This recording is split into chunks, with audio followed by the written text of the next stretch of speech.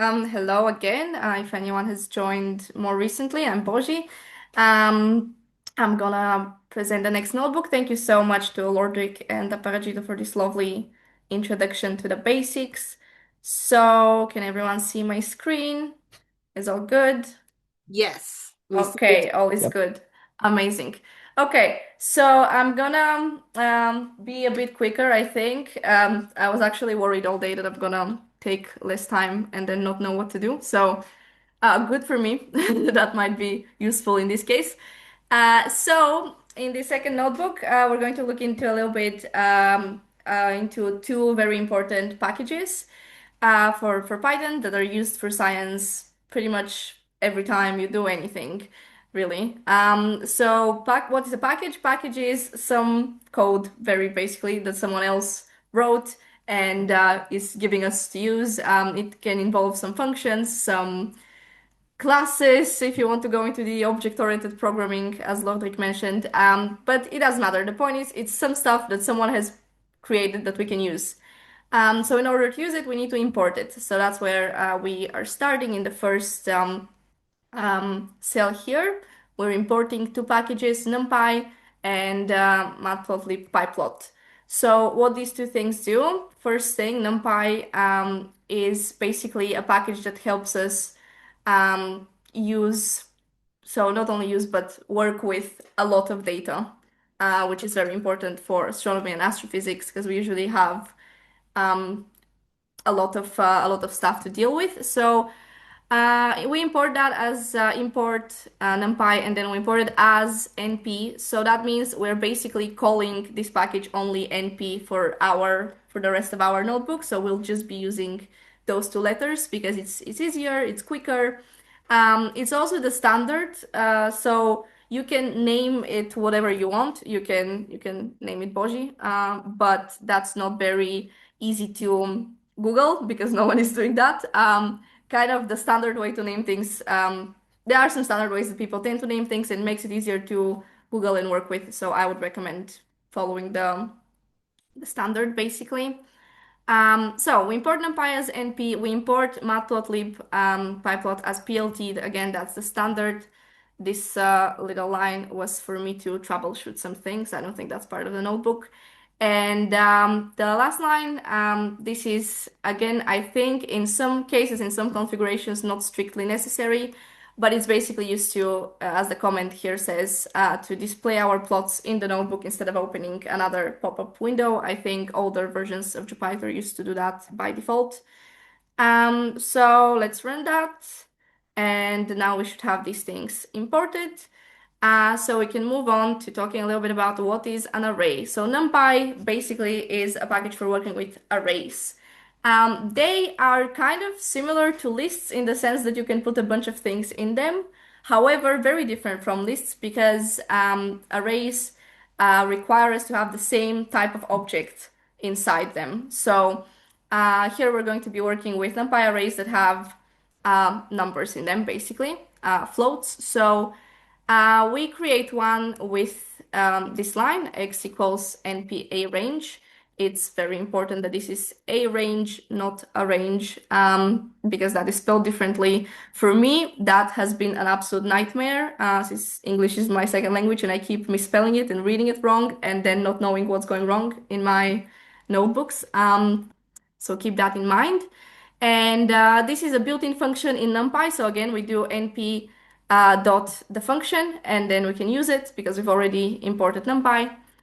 And then the arguments of that function are the first one is the start, the second one is the stop, and then the last one is the step. So basically, we're creating an array that is going to, I mean, you can already see it on the bottom because I didn't clean the outputs, but it creates an array that includes all of those numbers from 0 to 100 with a zero point 0.5 step. So we have 0, 0 0.5, 1, and so on until what's the last number? 99.5. Why? Because it excludes the very last number. So it's up to 100, but excludes 100. So if we want to also have the number 100 here, if we want to include that, what do I have to do? I have to make the stop be one more step away, basically. So if I do 100.5 and rerun that we're going to see that our array now has the number 100 as well. Um, but now in this case, okay, so we can keep going to the other line. So we're printing x. So this whole thing is our whole array.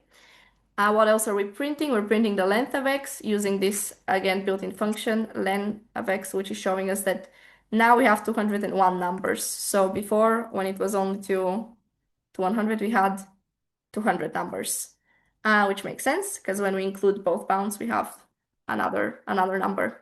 Then we get the mean of x. So here we're using a numpy function again, numpy mean, and this is giving us the average, which in this case, when I go all the way to 100, the mean is a 50. That makes sense.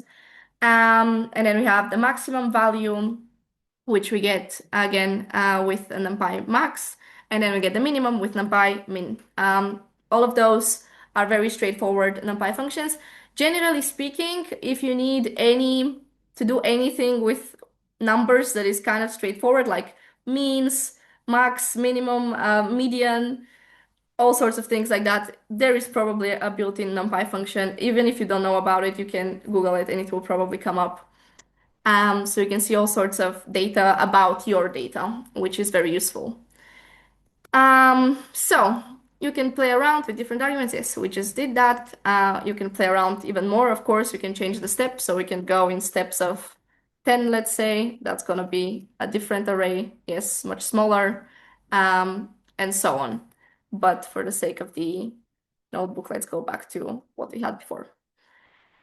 Okay, now functions of x. We can, keep using the numpy functions. We can create our own. So I'm going to show you how to create our own because we didn't go over that in the previous notebook. But let's first go over the built-in ones. So as I said, simple things with numbers you can do directly from numpy. So here we have numpy sine, x over 10, and then we have numpy cosine, again, x over 10. So that's going to give us, what is it going to give us? Let's print it out just to see what it looks like. So when we're using numpy functions, what they do is they do this operation on the whole array, so on every number of the array, and they output another array. So that's important. So we get the sign of every x from before over 10. But okay, let me remove that so we don't have it hanging out. I'm going to do something. I'm going to add another cell here, and I'm gonna define my own function. So how do we do that? Define, we just type def, which is just short. And I'm gonna define a function that I personally use way too much, which is going to be just drawing a straight line, basically. So that is going to be the name of our function, and then in brackets here, we're going to put the arguments that our function expects to get in order to be able to give us something back. So we're going to put x and then a and b, and I'm just gonna type. So we do a colon here, and then again, everything should be indented inside the function. And now I'm just going to write the line equation, which is y equals a times x and then plus b. I tend to put spaces a bit randomly. You don't have to be doing that. But okay. And then when I have that, I want my function to return this value to me. So I'm going to do return y. And then this function now, if we use it, it's going to calculate basically what the y should be for every x for certain a and b. So let's check that out really quickly. I'm gonna do print line. So this is our function of x is the array that we already have defined. And I'm gonna say a is going to be 2, and then b is going to be 3, let's say, some numbers. And let's see what sort of y's we get this way. Okay, so let's do a very quick sanity check. If we take the very first x value here, it's a 0. And then we do 0 times 2, that's a 0. And then plus 3, that's a 3. And that is what we get in our resulting array. So that's what happens for all the numbers.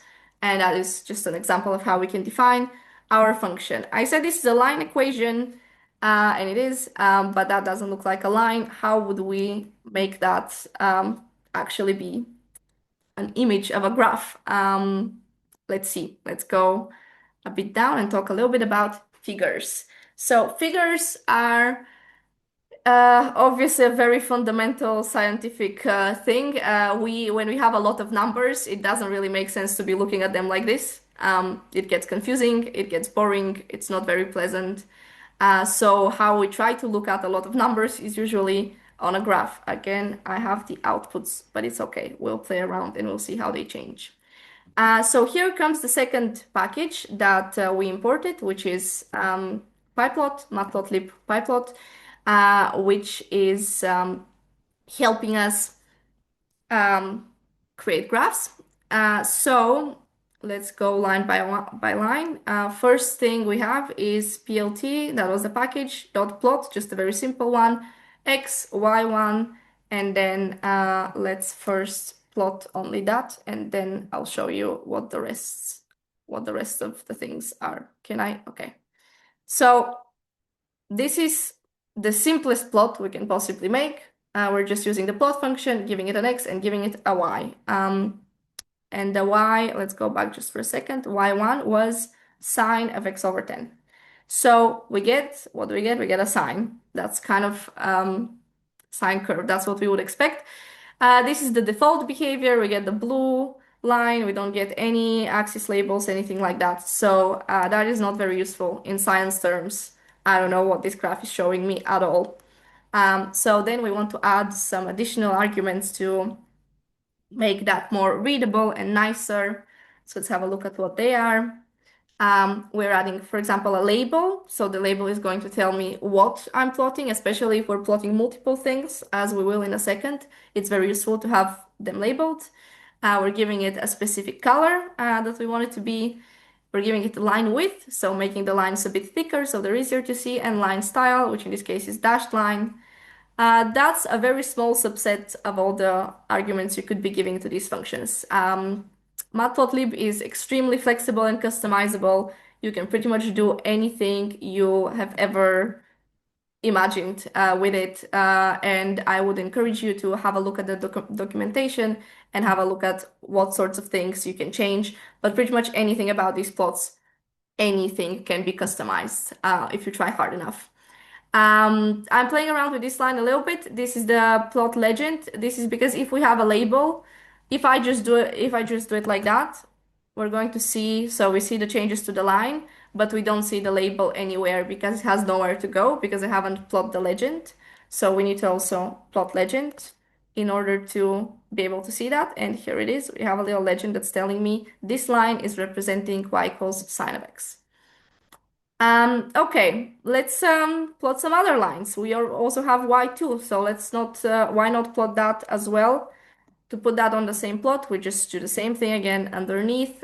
Here we have x, y2, we have a new label, we have a different color, so they're easier to differentiate. And we are again increasing the line width just to see a bit better. We're not adding a line style in this case, so we're letting it have the default behavior. The default behavior is just a solid line. So that's how this looks. We have a sine and a cosine, and as you would expect, they're the same but shifted compared to each other. So that's great. That's what we wanted to see. Okay, but again, still we have no axes. I still don't know what any of this means. So let's have a look at that. We can plot X label and Y label. So those are going to give me the axis labels. And we're just giving them some larger font size to see a bit easier. That's all. Again, the labels are also very customizable. In a lot of ways, when you change their font sizes, you can change their positions, you can change a lot of things about them. Let's see how that looks. Yes, so I have X and we have a Y. Amazing. That's great. Okay, but again, we can see that our plot goes from a little bit below 0 to a little bit over 100, and then on the other axis from a little bit below -1 to a little bit over 1. That's again the default behavior of Matplotlib, is to kind of see where your data is and just give you a tiny little bit around that. But what if you want to zoom in or zoom out or see something different?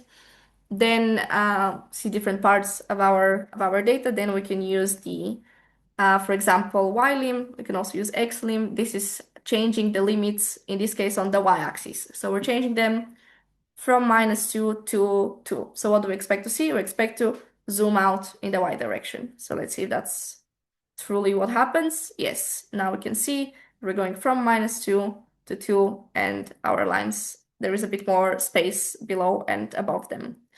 Another cool thing you can do with that is if you need, for whatever reason, to invert the axis, the easiest way to do that is to just switch the order of those two numbers. So if I want to go from 2 to -2, I can do it like this, and then y is just going to flip.